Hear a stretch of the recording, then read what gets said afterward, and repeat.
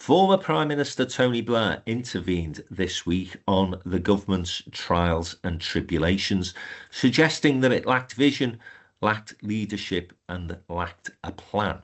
Although they were critical of the former PM's remarks, both Wes Streeting and Andy Burnham, who are said to be among the favourites to succeed Keir Starmer should there be a leadership election within the Labour Party anytime soon, have both, in one way or another, confirmed Blair's analysis. So, was Blair right or wrong to write a 6,000-word essay as critical as he did about the current government? We'll also be looking at the Makerfield by-election, latest news from there, and we'll be talking about an idea from Compass, a soft-left Labour think tank, and this nonsensical idea of a coalition of progressives. I'm Frank McKenna, and this is the Downtown Den Politics Podcast. The return of the sausages. All sorts of things that I would have wanted as a kid that I couldn't have, right? Famously, Sky TV. How'd that happen? I guess I just forgot what was going on. They're eating the dogs, the people that came in. They're eating the cats. It worked. Hello, happy Monday, everybody, or Tuesday, Wednesday. Some of you are so lazy that you don't get round to listening to us until midweek, by which time anything could have happened. But we will stick with what we know. And me, Frank McKenna, in the chair as always, joined by Joe Phillips and Jim Hancock. And today we're going to be covering Tony Blair, the Makerfield by-election, and a Labour ginger group think tank, call it what you will, Compass, who've come up with this notion of a, what would you call it, coalition of progressives, I suppose. So we'll be discussing that in the second part of the programme too. But let's begin with former Prime Minister Tony Blair, who penned a 6,000-word essay this week to, I think, generate a long overdue debate and discussion within the Labour Party as to what it's for. In fact, you could say, if you read the essay in any detail, that it wasn't a prospectus necessarily simply for the Labour Party, for whoever is in government perhaps, because some of the policies you would suggest are to the right of where Labour might want to be at this moment in time. But I think the key issues that he picked upon were energy, where he had a right bash at Ed Miliband. He also discussed the geopolitical situation, suggesting that Keir Starmer ought to have been more sympathetic towards Donald Trump in the recent spat and conflict in Iran. And he went on to talk about a whole range of other things too. But basically his premise was we have a government at the moment that is drifting without a plan, without a vision. And in that, James, I think we would all have to agree. Yes, but we immediately come to the backseat driver situation. We all remember, well, apart from our distinguished producer, Francesca, the period between 1990 and 1997 when John Major was plagued by the spectre of Mrs. Thatcher offering him advice and indeed encouraging backbenchers very often to sort of make it very difficult for John Major.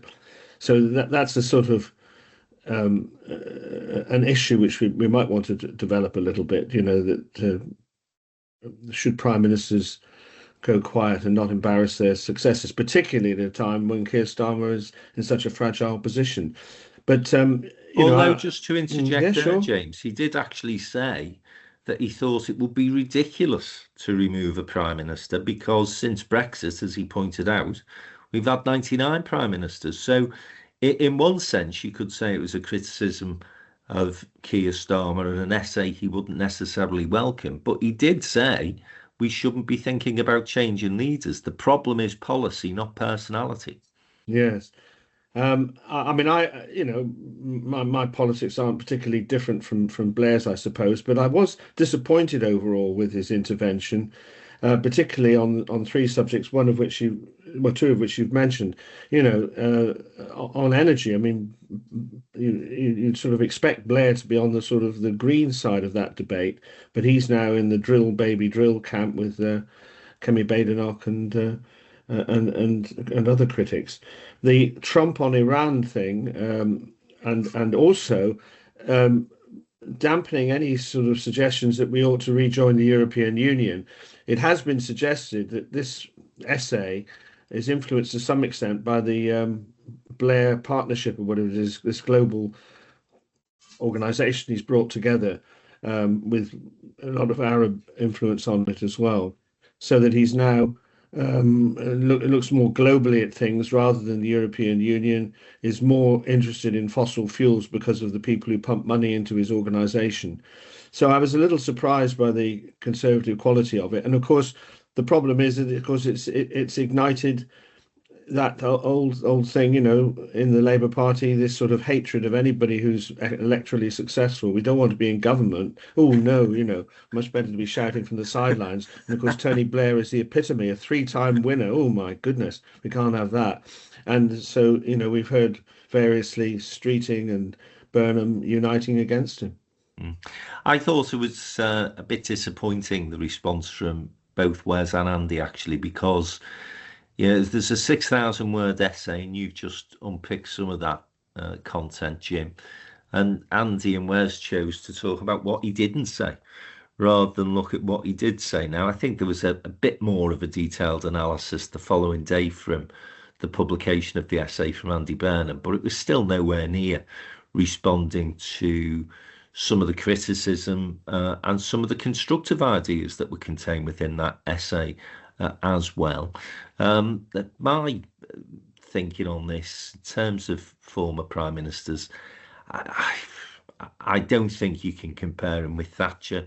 Thatcher was still sore about losing the premiership and obviously didn't see Major as being the person that should be carrying the baton forward, and made her life's work, in a sense, to just snipe from the sidelines.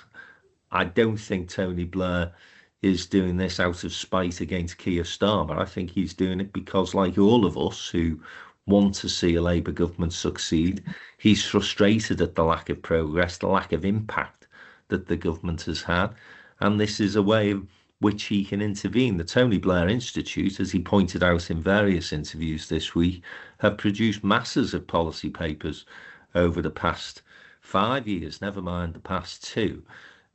Some of which we know have been discussed and debated within the government, and some of the ideas potentially have been implemented as well. But if we go to the business agenda, that's where he was spot on, because he mentioned the hike in national insurance contributions, the additional employment and workers' rights, and of course the increase to minimum wage, which is over the rate of inflation, and for young people in particular has had a huge impact on the employment market, and in a negative way.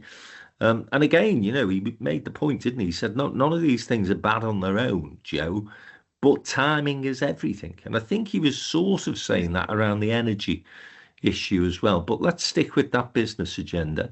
Hard to argue with him on any of those points, Joe.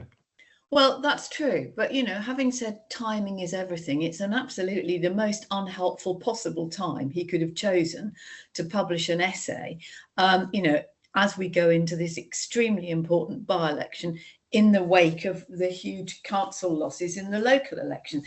I mean, I have very little time for Tony Blair's interventions because I think he's far too involved, as you alluded to, with his institute. The Board of Peace, he was on it like a bloody rash as soon as Trump had set it up. And the thing that stuck in my craw was, we should have stuck with America. What, to go into a war that had no aim was unnecessary and has now strengthened Iran and caused global turmoil. I mean, that is just bonkers. So in terms of business, if you think the right thing to do was to support Trump and Netanyahu in this completely unnecessary conflict in the Middle East, that hasn't helped business one single bit.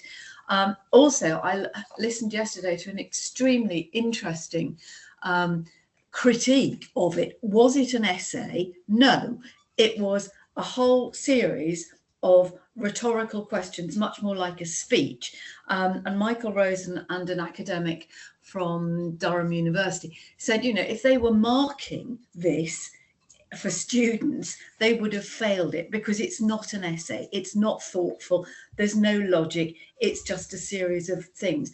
Now, you know, if you're going to be helpful, and I would just say on the previous, you know, past prime ministers, the only two worth listening to are Gordon Brown and John Major. John Major, because he doesn't say anything very often, and when he does, it's worth listening to. And Gordon Brown, because he's absolutely passionate about poverty and inequality. And when he has something to say, he has something to say that offers solutions. He has ideas. And I don't think Tony Blair had any of those. And it just looked to me and seemed to me like somebody who's desperate to still be part of it, but clearly hasn't got any influence and has now caused an unnecessary spat, but has somehow or other united all the candidates to replace Keir Starmer against him. But you're right to a certain extent, Frank, on the on the things about business, which we know about minimum wage and workers' rights, etc., etc. But was now the best time for Tony Blair to go weighing into that? No, surely, you know, a year ago would have been better. And why hasn't he had that conversation with Rachel Reeves? You know, or maybe he has, maybe he hasn't been listening to. I was going to say, Jeff, the idea that Tony Blair, of all people, hasn't attempted to have conversations with both the Prime Minister and the Chancellor. And then last weekend, he sees his old mate Gordon Brown getting appointed to a top advisory role, which we all agreed was ridiculous. Yeah. I'm sure Tony Blair felt likewise. I have to totally disagree with you in terms of saying that the only legitimate two prime ministers who should be listened to are John Major, whose 7 years in tenure was pretty poor, actually, if you look at the record, and Gordon, who threw away an opportunity of going to the electorate early and winning a term himself. You know, he just wasn't elected as a prime minister. It was a self-appointment. It was almost the same as what we potentially will make the mistake of doing with Andy Burnham, a coronation rather than an election contest, which may have done Labour good back in the day. So, yeah, for me, I always think Tony Blair is worth listening to. I think some of the points he made were well made and were instructive, particularly around the business agenda. He couldn't have said it any better than business people are saying to me. You know, everybody in business is pissed off with the Labour Party and the Labour government, and not only because of those three things that I've mentioned, but in this seeming anti-business rhetoric. You know, the only thing that you ever hear Labour ministers talk about is working people, and business people, particularly small business owners, consider that to be a slight against them, because we consider ourselves to be working people, but we know we are not the folk that Labour ministers are talking about when they trot that phrase out constantly. And Blair was absolutely right in terms of his critique and the way in which Labour government is being seen as anti-business. I think he was also right, and I know there will be question marks as to why he has gone big on AI, but it is the most transformational thing on the planet at the moment, and we're not talking about it. It's ridiculous. AI is going to be the thing that either makes or breaks us as a country. If it's not managed correctly, if it's not introduced into our schools, if our kids and indeed young people and us as adults are not being offered the opportunity of taking advantages of good things about AI, then we really are being daft to the point of ridiculous stupidity, because it's just not on the agenda at the moment. The only person that I hear talking about that was Peter Kyle, and he's now in business. He should have been continuing that role at technology and innovation, in my opinion. But for me, the big problem with Blair's essay and why he went near this, I'll never know. His legacy was totally damaged by the Iraq War, and the geopolitical analysis that he gave, both in terms of Keir Starmer should have supported America, The most popular thing Keir Starmer's done as Prime Minister was stay out of the Iran war. And like you, Jim, disappointed in his remarks about Europe, because unless and until we get a much closer realignment with Europe and eventually rejoin, then the economy is going to continue to struggle. Yes, and we're coming up to the 10th anniversary, and I commend to everybody Norma Percy, the distinguished BBC documentary maker, has talked to everybody who was involved in all that, and is going to be on next week. And I think it's going to be a great watch to find out what the thinking was behind that, and we're still suffering from that. But may I just, because I know downtown's very focused on this, just return to this NI, workers' rights and minimum wage thing. I mean, I just thought last week was surreal when Milburn published his document, which clearly points to everything that every downtown business person knows, that this is a problem. McFadden was on yesterday talking about, I believe that they're giving £2,000 to an employer who will employ someone who's been on the dole for 6 months, something like that. But I'm sure those are piecemeal measures. But the question I'd be asking is, do we think the government are going to move on this? Because it's blindingly obvious, and it's exacerbated by AI. I mean, I heard anecdotally, I think there's a bit of discussion about it, to be fair, Frank, of a very highly qualified person who was literally given a job, and then about 24 hours later, the employer sent a rejections, explicitly saying, in the last 24 hours, we've decided that your job will be done by AI. So this crisis that you point out is absolutely... I do think it is being talked about, actually, Frank. I mean, it's on. You can't move for special programmes on Radio 4.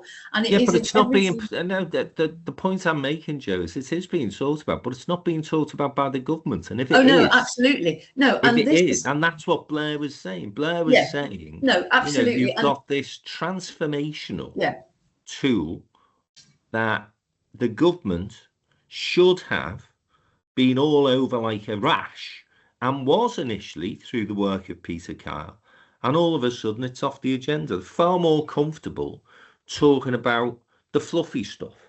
Let's set up breakfast clubs. Let's soak the wealth. Let's tax people more. Let's put more money into the health service. Let's put more money into education. What are we doing in terms of saying, how can we utilize AI to improve productivity, but equally protect people? Because if we're not careful, Jim's just made the point about one person, we're seeing these big tech companies in the States get rid of 40-50% of the workforce because AI tools are now doing their jobs. No, you're absolutely right. And I think it has always been the case that whatever the technology of the day, government moves too slowly, partly because they haven't got the right people, they haven't got the expertise either in Whitehall or in the political appointments. So you've got people who go, oh, I think the internet will be lovely. It's all fluffy cats and roses. Oh my goodness me, there's an awful lot of hardcore porn and suicide, and they've left it too late. And they don't know how to regulate, and they don't know how to deal with it. And there's a perfect example absolutely right now, which is Palantir, which is this very controversial American company headed up by a bloke called Peter Thiel, who's a great mate of Donald Trump. Now, we are about to do a deal with them. Sadiq Khan, the Mayor of London, has blocked a deal with them and the Metropolitan Police because of fears about what they will do with the information and the data that they then basically control.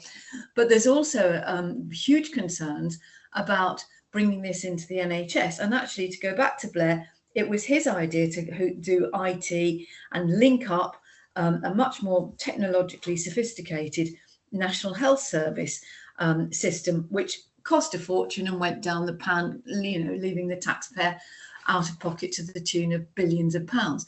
But you've now got people, including unions and patients groups, saying, hang on a minute, I'm not going to give my information to this if it's run by a company called Palantir, because I don't know what they're going to do with it.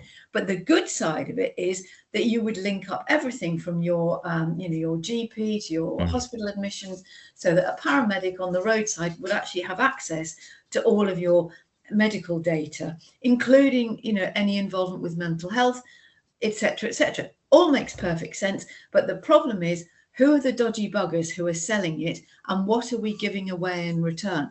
And I think that's where it all falls down, because it makes me laugh, Joe, this, honestly. Oh, this awful company, Palantir, whoever it might be, we're going to sell all our data, all our data is going to end up. You go on your phone every day and give your data away every day to people who you don't know and you'll never know. And companies, by the way, who are nowhere near as accountable as Palantir would be. You could set up whatever system you want. Same with ID cards when we were talking about those. There's always these people who say, oh, people are going to I must get a dozen phone calls a week from people who've got my phone number from Lord knows where. But it's the modern world with which we live. Yes, it is. I don't know, what are they going to do with this data, Joe? They're going to sell to us. I know, Are you going to use it to destroy us as individuals? What do you think? Well, Palantir's deal could expose UK financial data to Trump's US. It's Palantir-powered AI war room. I mean, there's an awful lot of influence that it's got. Sounded like a conspiracy theorist, Joe. Well, no, she was reading something there. Maybe I do sound like a conspiracy theorist. I mean, I do find, I completely agree with you. Yes, we do give away an awful lot of information, and I've been very ambivalent about ID cards for that very reason. I used to be completely opposed to them, but now I think it's absolutely bonkers. Everybody knows where I've been, where I've parked the car, how many packets of cat food I've got, and whether I've got any sodding water. Thank you very much, South East Water. We'll come on to that later, and I can do my rant. But I think the point that you're making, Frank, is that all the time we've got these issues are much sexier for journalists to write about and people to talk about on phone-ins. If you've got government that understands technology, and if you've got government that lays down really clear lines of communication, literally and metaphorically, and you've got controls in place, then we shouldn't be frightened of it. And I think that's the problem. Government has been too slow. I mean, you only have to look at the post office scandal, which is all about technology being brought in, but nobody understood it. And quite often it's blokes in suits who sit there with a bloke in a t-shirt who's been in his bedroom for the last 25 years going, yeah, it's really simple. You do this, you go onto that, it's a megabyte, download, upload, and nobody will put up their hand and go, hang on a minute, mate, I haven't got the faintest idea what you're talking about. Show me how it works. Yeah, may I suggest then that, and by the way, it was from what I can remember, it was a female leader who fell for all that claptrap from the bloke woman. In the bedroom. Yeah. Bloody awful woman is right. May I suggest that perhaps Tony Blair's frustrations were born out of everything you just said there, Joe, in your last little rant, in that you said nobody in government has got people around them who knows anything about AI. Tony Blair Institute is full of people who know everything there is to know about AI and are very accessible to government, and I'm sure would have volunteered their services to a Labour government. And instead of picking the phone up to Tony Blair a couple of weeks ago, or indeed 2 years ago, as I'd have done, and said, can we have some of your smartest people, Tony, to come and help us through this very complex, complicated, new transformational thing called AI? He's gone to the soft spot of the Labour Party. Absolutely. Picked the phone up to Gordon Brown and said, can you come and tell us about poverty? Now, the one thing Labour politicians don't need to learn about, Joe, is poverty. Fucking hell, he could all write you a 99,000 word essay on poverty. And yet, there he is, Keir, the Prime Minister has an opportunity of dealing with big personalities from the past. And who does he choose? Harriet Harman and Gordon Brown. So perhaps, and I don't know this is the case, but Tony's thought, look, I've got all of this at my disposal, which we've offered to the government for years and years now, and he can't even be bothered to pick the phone up to me. Jim, that would drive you mad, wouldn't it, if you were Tony Blair? Yes, you make a very good point. The government should have reached out for the sort of expertise. I just it's very tempting to you were sort of hinting at at it when you were talking about your experience with people ringing you up with your phone number, that you were, and put words in your mouth, but almost that the horse has left the stable sort of thing on that. And I sort of, I could take the view that with AI, it's almost too late already. I mean, just stating the obvious, I mean, there are huge tasks for humanity to deal with, the elderly in the Western world, the problems with young people and their COVID experience and getting jobs, climate change, world poverty. There are massive issues which, if we could link up the brilliant efficacy of AI to dealing with those problems, that would be a great thing. But I'm conscious, as I say, it's almost vacuous, because almost everybody would agree with that. But I mean, my concern is that those massive problems do need to be dealt with. And as I understand it, AI, and there's another mechanism as well, which has really put the cat amongst the pigeons. I can't remember its name now. But how many people will it require? Now, with elderly care, well, I don't know. I mean, I hear in Japan, seriously, that there are robotic waiters in restaurants now. So, maybe robots will be looking after elderly people, but, that's not what humanity wants, is it? But No, it isn't. I think, sorry, Joe, go on. Well, just on the elderly care point, no, you might not want a robotic care, but if AI allows you to measure somebody's steps, you can work out whether they're at risk of falling. There are an awful lot of things that you can do with that sort of stuff, which is, that's not surveillance, that's monitoring, particularly in a sort of a private home or a care home or something. You can monitor and look at somebody's gait. You can use technology in their shoes, in their footwear. You can use it on smartwatches to see if they've got breathing problems. So that sort of stuff is really good. But is that going to employ people? Is that going to employ people as well as the AI? Well, the thing is, if you yes, take but they'll the be care doing something agenda, different. well, yeah, and also, if you take the care agenda as an example, we are not going to have enough people to look at. If you look at the immigration figures, which everyone's celebrating, well, great, but it's really buggering our economy up, these low immigration numbers that we've got now. If AI like that means that somebody can stay at used. home, then you can have a carer going into their home instead of putting them into a nursing home at £80,000 a year, with somebody coming in and just occasionally, changing the bedpan. I think what you said is the point, Jim, that people go, oh, it's too hard, the cat's out of the bag. In other words, let's go and do a breakfast club. And that's the problem. And that's the problem with politics, and always has been when it comes to technology. But again, going back to Blair, he was talking about this at his conferences 5 years ago.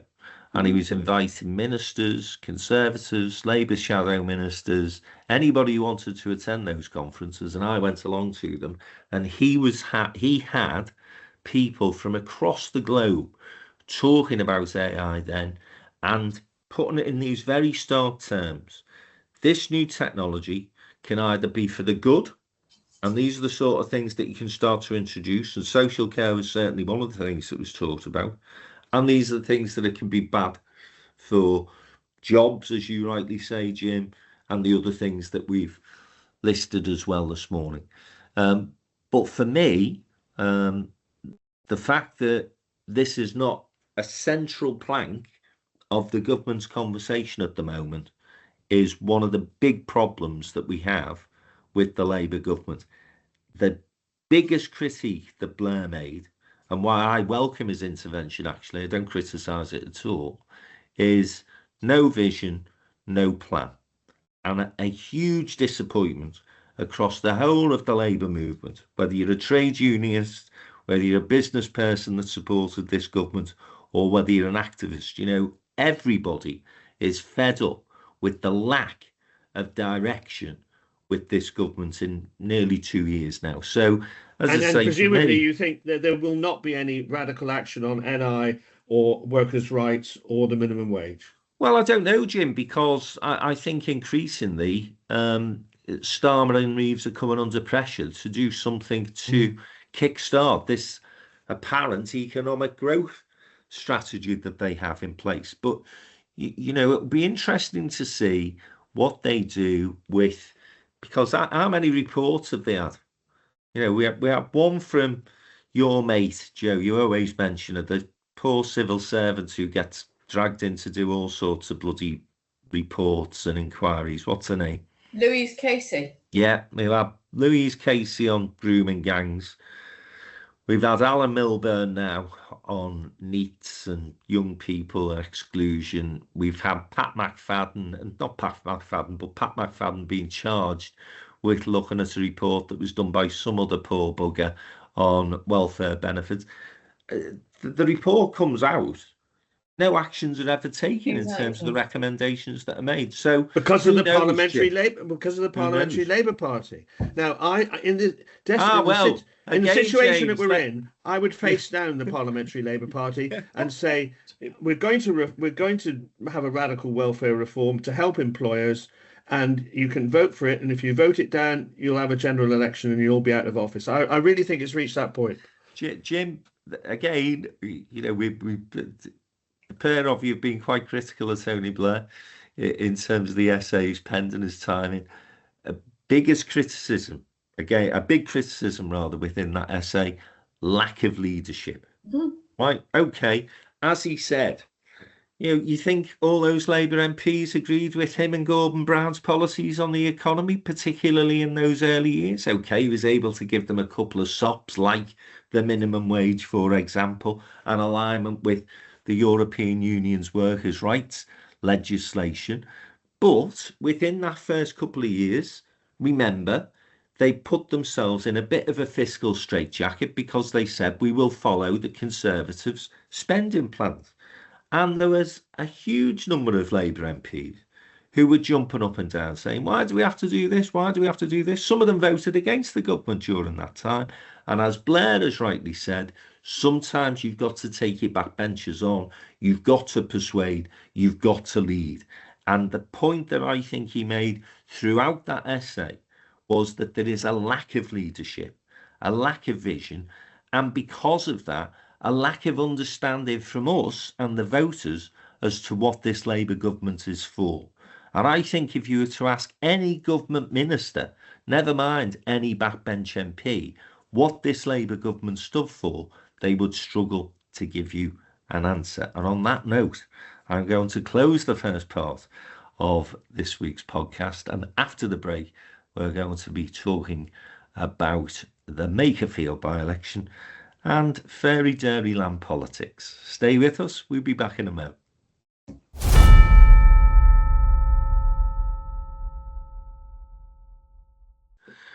Welcome back to the Downtown Den Politics podcast with me, Frank McKenna, Joe Phillips and Jim Hancock. And we're going to turn our attention now to the Makerfield by-election. Obviously, this has been seen as a significant poll, not simply because it will indicate as to what sort of support Labour has got in one of its former safe constituencies. It's one of those red wall seats. It's, for those who don't know, part of Greater Manchester. It sort of borders Lancashire as well. In fact, part of the constituency was the next door neighbour to the Lancashire ward that I represented for many years in Up Holland. So it's a sprawling constituency as well. It's quite diverse in that there are pockets of what you would call traditional working class voters, but many middle class voters too. And I personally think that Andy Burnham is going to win relatively comfortably. But of course, he may be aided and abetted by this emerging new populist party from the right, Restore, which is led by Rupert Lowe, and clearly he is starting to irritate and make life a little difficult for his old mucker, Nigel Farage. I think I'm right in saying, Joe, he was initially part of the Reform gang, wasn't he? And then he fell out with Farage. Is that right? Yes, it is. If you remember, so he's the MP for Great Yarmouth, Rupert Lowe, and they were best buddies, same type, all jingly jangly, usual sort of stuff. And then Elon Musk, do you remember, criticised Farage and then said Rupert Lowe is great. which, as you can imagine, created a schism like the hand of God coming down with a flash of lightning. And Rupert Lowe, obviously, buoyed by this vanity, thought, oh, I'll go and set up my own party. So he has, and they're more right-wing than Reform, and they've got some real oddballs there. But interestingly, I mean, they have been going for, well, probably less than a year, I would think. So he still sits in Parliament as an MP, but they've got 7% in Makerfield, which is 3% more than the Liberal Democrats, and it is enough to bite into Reform, because if you're thinking of voting Reform or Restore, you're very unlikely to vote Lib Dem or Green, I would suggest. And I think what we're seeing is, what is probably on the face of it a clear fight between Reform and Labour. What you've got now is this sort of nibbling away, and they've had quite a lot of coverage in the press over the last couple of days, that Restore is hurting Reform. So interesting. I mean, the other thing that came out today, just on the boring bit of figures, is an interesting survey that shows support for Reform amongst union members is absolutely level pegging with Labour, particularly in Unite and the GMB. And I think that is quite an interesting survey. So it's allowed Nigel Farage to say, we are the only party that represents the working class, or the English working class, which goes back to your thing, Frank, before the break about, working people. Can we stop looking for labels and just talk about people and citizens, for goodness sake? So anyway, I think Makerfield is becoming more and more interesting, but I will feel sick until it's all over and Andy Burnham's won. I think the candidate that was selected by Reform, this Kenyon. character, Rob Kenyon, is helping, because the more exposure he gets, the dafter choice he looks, to be honest. His interview, I don't even know what channel it was on, but he did an interview with somebody this week, and to almost every question, his answer was, well, I'll have to look into that. He's absolutely clueless, and of course has had an awful lot of his social media history released and got into this spat with Carol Vorderman. We did talk about that last week. We're not going to go there again. But I think that in terms of Reform as a political outfit, they're not very smart, because when I thought about a selection of a candidate for Makerfield, imagine, James, if they'd have selected a working class woman. How difficult, or more difficult, would that have been for Andy Burnham, that sort of opponent? And then, the other strategic decision Farage has obviously made is, well, I'm going to try and pinch every former Conservative minister that was really, really unpopular. Yes. So now he's got, Braverman, he's got Jenrick, he's got Kruger, he's got Doriz, he's got that Zahawi. So I just wonder whether, one of the reasons why their support does appear to have plateaued at 25% is they are starting to look a bit more establishment. And when they're up against somebody like Burnham, outside of the Westminster bubble, a bit of an insurgent personality himself, then the wheels start to come off a bit. And then he has this additional challenge, as we've talked about, with Restore. Yeah, it was a dilemma. We did discuss this because, it was felt widely that they'd made a mistake with their Gorton candidate, who was not from the area. So there's always, it's a dilemma. Do you think they thought, Jim, that because the Green candidate was a plumber, Northerners just like voting for plumbers? Well, yes. What, like all working class men are vile about women? Yeah, exactly, because they do seem to have a very strange idea of what the profile of the North is. Yeah, it's a very patronising view as well. Actually, there was always that thing that working people love a toff, I mean, that you can overdo that, but it was a dilemma for them. I still think, especially if Kenyon's the answer to the question, that it would have been better to have had one of one of their leading national figures like Adrian Bull, I think he's called, or the former David Bull. David Bull, or someone like that, and really put in a heavyweight against a heavyweight, which Burnham is. I think Rob Kenyon is sinking under this.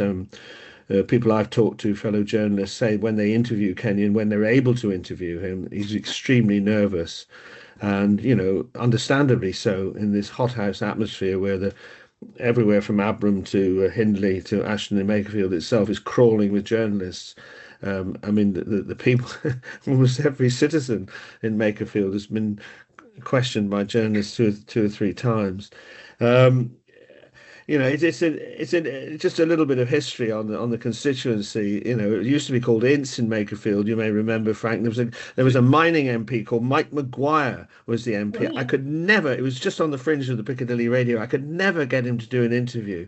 And then, of course, we had Ian McCartney, who we all remember, little Ian, who was a huge force in the New Labour project. Then Yvonne Fafage, and Josh Simmons was a break from that sort of local tradition, and perhaps we should have seen it coming that Simmons was available to be removed. So they like a local person. So you can see why Reform did that.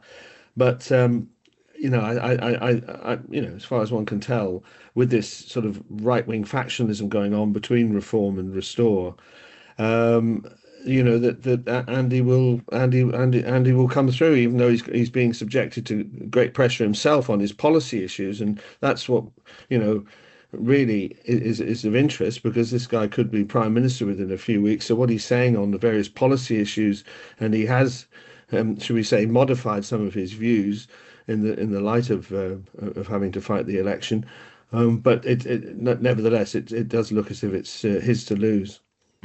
I think it's interesting in terms of the discussions, debates that are taking place around Andy's candidature, because, of course, he's inevitably come under huge attack from the right-wing press. I don't think that's going to damage him, to be honest. Daily Mail's front page today is a picture of him showing off his worker bee tattoo and saying that this is hubris. He's acting as though he's Prime Minister already.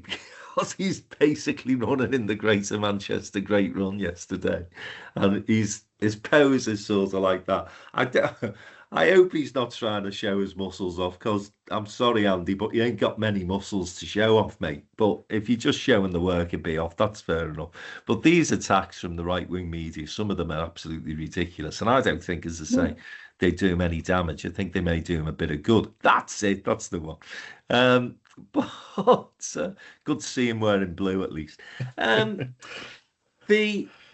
issue that has emerged, and it's something that's starting to gain traction within the Labour Party, is this idea of electoral reform. And Wes Streeting has come out in favour of voting reform today in the I newspaper. Andy Burnham's been a long advocate, actually, of looking at the voting system. And it strikes me as something that will, at some point, be seriously debated and potentially introduced. But I think there's a huge difference between offering people the opportunity of a voting system that potentially makes everybody's vote count, or at least makes everybody's vote count a little more than it does under first past the post. Let's not forget, we've got a huge Labour majority in the House of Commons at the moment. Labour Party won 33% of the country's vote. So the mandate is not as deep as you may think when you look at the numbers of MPs that Labour managed to get the last election. However, I think electoral reform is a long way away from what is being proposed by this soft left political think tank called Compass, which is headed by a guy called Neil Lawson, who served on a body called the Labour Coordinating Committee with me on its executive from about 92 to 97. And what he's proposing is a council of progressives, which would include Labour, Lib Dems, Greens, Plaid and the SNP. Now, I actually think Nigel Farage would be delighted if that sort of organisation emerged, because I think he could simply stand back and say, ha ha, look at this. All these establishment parties, they don't agree on anything really, but they'll do anything to stop me because they know I'm going to rip it all up and start again. And I also think that this infantile approach to politics through mathematics. So the premise is, if you look at the last 11 elections, you accumulate the votes of all those 5 parties, they'd have won 10 of the last 11. Well, I'm afraid that you can't treat voters as if they're part of a spreadsheet.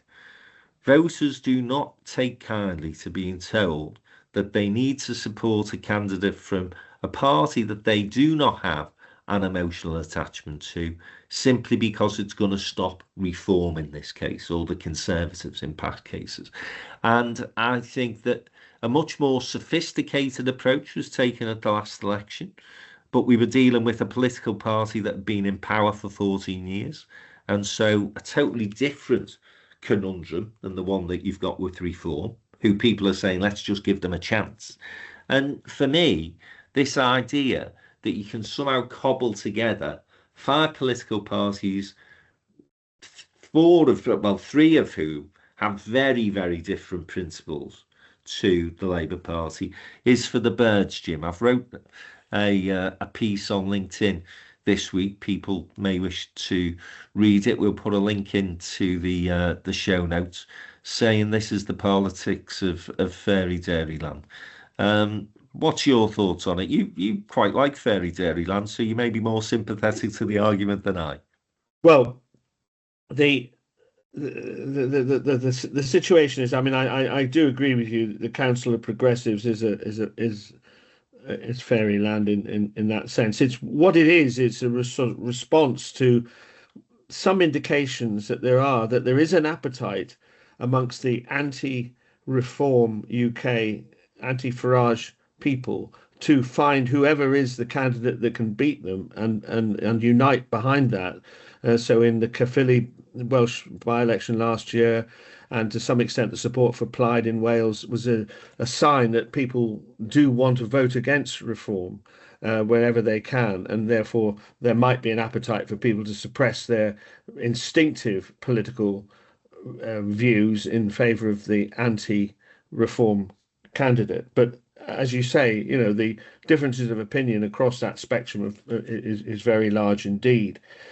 The only thing is that people will have to recognise, if we have electoral reform, and we'll have to define what we mean by electoral reform, the sort of tepid thing that was offered in 2011, you know, I think it was called the alternative vote, or we won't have time to go into this today, single transferable vote with quota, which is the extremely fair, if you want to put it, system, you know. But if we have that, we are likely to have, after general elections, people will vote for their individual parties, which you quite rightly say, Frank, they should be entitled to do, and we will almost invariably elect hung parliaments. And then a process will go on where everybody's cherished dreams will have to be moulded into a programme of government, which in Belgium can take up to 6 months. And something will emerge from that, which you can either describe as the democratic consensus of opinion of all these myriad parties that form the coalition government, or you can say the disillusionment as everybody says, but they didn't include what I wanted, actually happens. And that seems to be the dilemma about electoral reform. It sounds like the Labour government, doesn't it? And a huge coalition of people. I think that we've got to the point. I've always been not agnostic. I've always lent towards supporting electoral reform. But I take the point that you made, Jim. It would not necessarily lead to strong government. But I think you've got to look at the past decade and say we haven't really had strong government anyway, because what has emerged are these massive coalitions within the 2 main political parties that actually don't congeal particularly well anymore, because within the Conservative Party you got people from Andy Street to, up until recently, Robert Jenrick, whose views are so far apart that you could put a bloody 20 battalion of tanks between them. And then in the Labour Party, you got people like Burnham through to people like Wes Streeting. So I think that what you probably would see if we do introduce a form of electoral proportionality is more honest politics. In that Burnham can go off to your party and feel as though he's got a chance of getting elected. Jenrick could have gone off to Reform far earlier. And you then have people who are voting for the policies and the politicians and the parties that they want. Because I think now, Joe, we're in a position where governments are trying to negotiate with their own party. We talked in the first part of the programme today about Starmer's inability to take his own party with him. And maybe that's because this broad church that we always talk about within the Labour Party is so broad now that it's creaking beyond control. Yeah, I think you're right. I mean, obviously, as a Liberal Democrat, I am completely and absolutely in favour of PR. I think it was a terrible mistake to have a referendum in 2011. And I think, I understand why Nick Clegg did it, which was to say, to keep the Lib Dems on board because he'd gone into coalition with David Cameron's Tories. But it was too early and people weren't clamouring in the street. Now, I think what we've seen since then is more parties, more fragmented politics, much more promiscuity with voters, that they will vote Green if they think that they can beat the incumbent Tory. But what you end up with, as you rightly say, Frank, is a government with a massive majority that 70% of the public didn't vote for. And that is not democracy. That is a pathetic, scum on the surface of the water that even Keir Starmer and the Prime Minister cannot coalesce together. So I think it is much better to bring in PR. I mean, Jim, I love him dearly. I have huge respect for him. But don't spoil the argument by going, single transferable vote, AV. That's what's killed it last time. Boring people sitting around going, if you look at this, it's very difficult. It's about which way did you come up? The A303 past the letterbox. A proportional representation, your vote has got to count. At the moment, in many, many places, it doesn't and it won't. I mean, I would go a step further and make voting compulsory. And I would remind people that actually we had a form of PR in mayoral elections in London. The Tories abolished it. Come back now. Yes, but they got rid of it. We had it for Scottish Parliament. And of course, we've now got people 16 and 17-year-olds who will be able to vote in the next general election. So, change it, but change it wholesale. Lower the voting age. Yes, we've done that. Bring in PR. Yes, we're going to do that. Let's hope. And make it compulsory. And actually engage people so that we stop this bloody ridiculous personality contest where it's who gets more coverage in the Daily Mail.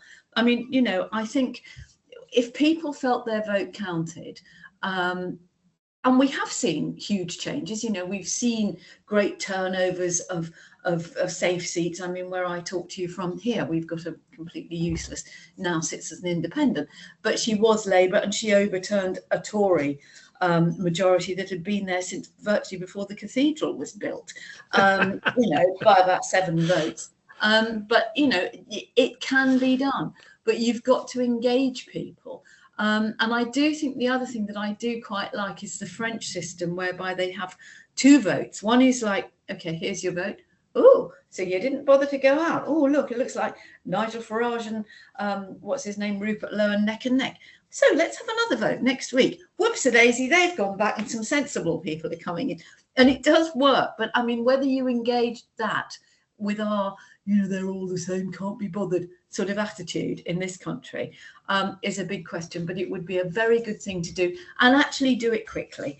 And back to your point on Neil Compass, Neil Lawson and Compass, who's been peddling this idea for donkey's years, as you said, Frank, since 1992. Yeah, it's a lovely idea. But do you think there is much in common between, a traditional Lib Dem, for instance, and somebody who has just joined up with the Greens because of Zach Polanski's stance on Gaza? Absolutely not. Are we going to see the Greens and the Lib Dems and possibly the Conservatives say to people, don't vote, for us in Makerfield, because that's what you're asking people to do. Are you going to say, well, vote for Andy Burnham or vote for Nigel Farage? But representatives of those parties are going to have to sit around the table after a general election and try and work out a programme for government. Jim, because it's honest, sure. isn't it? Yeah, I know. But the point is, you vote, you elect people in, and therefore, actually, you require a level of candidate who has got the ability to do what every single business owner has to do on a daily basis, which is to negotiate, to be pragmatic, to work out what's best for the customers, the shareholders, and the business. Instead of this thing like, we've won, we can do what we like, but actually we're not going to do anything because it's too hard.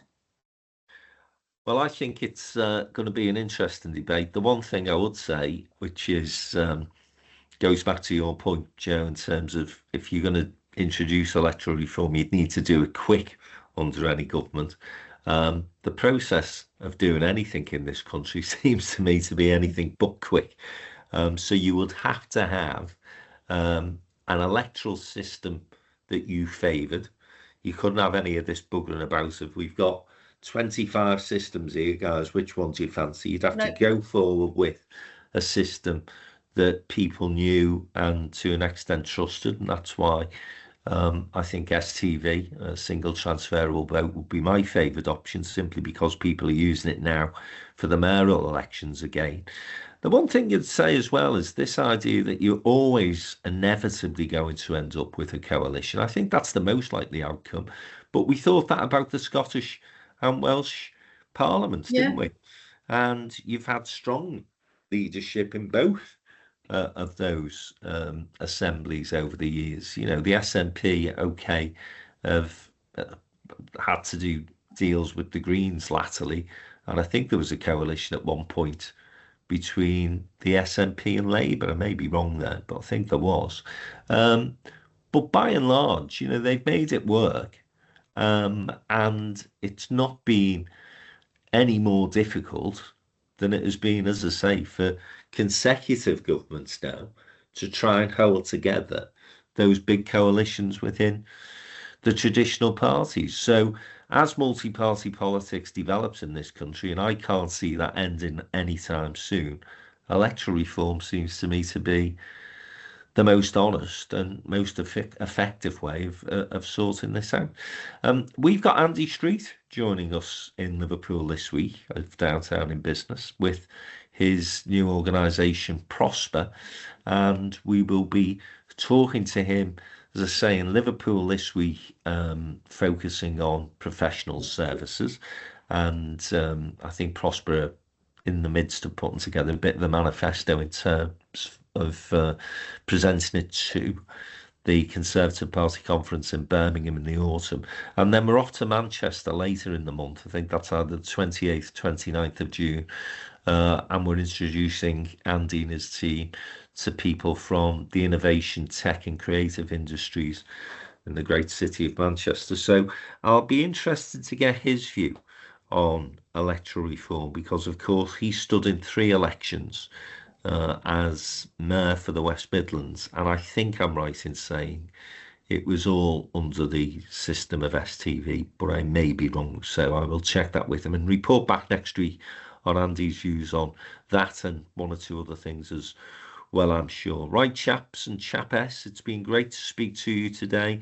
As always, it's nice to see a little bit of agreeing to disagree in a constructive fashion. And Jo has been very patient with us, because not only is she having to listen to Jim and I waffle on, but she hasn't been able to wet a whistle. Jo, I'm going to give you the final word this week. And what the hell's going on with your water supply? Okay, so South East Water, they're fantastic. You might remember there were outages last year in Tunbridge Wells, where people in Tunbridge Wells were without water after we'd had very heavy rainfall for several days. You might also know that the sewage that is pumped into the sea gets an awful lot worse when there has been heavy rainfall. We haven't had any rain, not since about 6 weeks ago, but we did have a very wet February and quite a wet March, as many of you will remember. We've had all 3 days of hot weather, and we've had no water. Tens of thousands of homes without water. Half-term week. So I'm talking to you from Whitstable, a seaside town, very popular. Just up the road, Herne Bay. Down the road is Margate. Absolute catastrophe. Cafes, restaurants, hairdressers, even the dentist, the bakers had to close. Hotels, because there is no water. Some of us have got it back on. Some people are still without water. And South East Water say, oh, there's nothing in the reservoirs. Please be careful with your water usage. They have got land that they bought 40 years ago to build a reservoir. They've been sitting on it, doing absolutely bugger all. Meanwhile, there is house building going on around the county. It is absolutely nuts. And somebody talks about, it's a first world problem. Well, it shouldn't bloody well be a first world problem, frankly, just because you've got 2 hot days at the end of May. Because if it carries on like this, by August, I shall be moving up to Liverpool. Yes, well, you'd be more than welcome, Jo. And I'm sure the local Liberal Democrats would welcome a experienced campaigner such as yourself. And I should actually mention, we did a podcast with the leader of Liverpool City Council's Liberal Democrats, Carl Cashman, last week, and that's on our website now. So again, we'll put that in the show notes. People can have a listen to that. Media trained by me. Media trained by Jim, but Client confidentiality. He did well despite that. He did okay. And I was off gallivanting onto somebody else's podcast this week as well, Chris Maguire, and I did the Northern Spin podcast looking at the Makerfield by-election. So again, we'll put the link into that. So you've got no excuse whatsoever to not know what is happening the length and breadth of at least the northwest, because certainly Carl was very focused on Liverpool, of course, and Chris and I very focused on the Makerfield by-election. But with that, I will close this week's episode. We will be back next week when we'll be preparing for our parliamentary visit to Westminster with Liverpool City Region delegation. We will have had our Chester Business Awards, or our Cheshire and North Wales Business Awards, which take place at Chester Racecourse this Friday. So we'll bring you news of the winners.